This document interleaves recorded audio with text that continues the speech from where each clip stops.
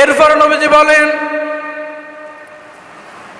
মৃত ব্যক্তিকে, বেনামাজিকে কবর থেকে উঠানোর পর তার হাসরের ময়দানে যখন একত্রিত করা হবে, তখন তাকে যে 3টা শাস্তি দেওয়া হবে, এর মধ্যে 1 নাম্বার শাস্তি হলো, তার যখন হিসাব শুরু হয়ে যাবে, তার কাছ থেকে হিসাবটা খুব কঠোরভাবে নেওয়া হবে, চুলচেরা হিসাব করা হবে, ভয়ঙ্করভাবে তার কাছ থেকে হিসাবটা নেওয়া হবে। 2 নম্বরে তার শাস্তি হলো, আল্লাহ তাআলা তার প্রতি রাগান্বিত থাকবেন। 3 নাম্বার শাস্তি হলো, এই বেনামাজিকে জাহান্নামে নিক্ষেপ করা হবে।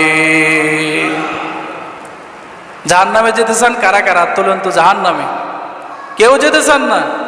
সবাই জান্নাতে যেতে চান? তাহলে নামাজ পড়ে নাকি না পড়ে? নামাজ পড়বে যে জান্নাতে যাবে সে, কারণ নবীজি বলেছেন, আস-সালাতু মিফতাহুল জান্নাহ, নামাজ হচ্ছে জান্নাতের চাবি। নামাজ ছাড়া জান্নাতে যাওয়ার কোনো সম্ভাবনা। আল্লাহ আমাদেরকে 5 ওয়াক্ত নামাজই বানাক, বলুন আমিন। হযরত ইবনে আব্বাস রাদিয়াল্লাহু তাআলা আনহু থেকে বর্ণিত,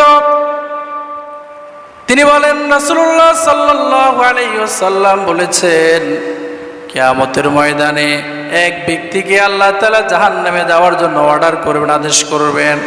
সে ব্যক্তি ফেরেশতাদেরকে প্রশ্ন করবে, আজকে কেন আমি জাহান্নামে যাব?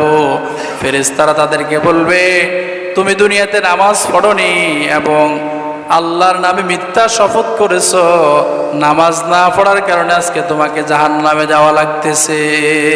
নাউজুবিল্লাহ। এরকম বেনামাজি আমাদের সমাজে আছে না নাই? আপনাদের এখানে না থাকলেও আছে, আমাদের ওইদিকে আছে। কত বেনামাজি!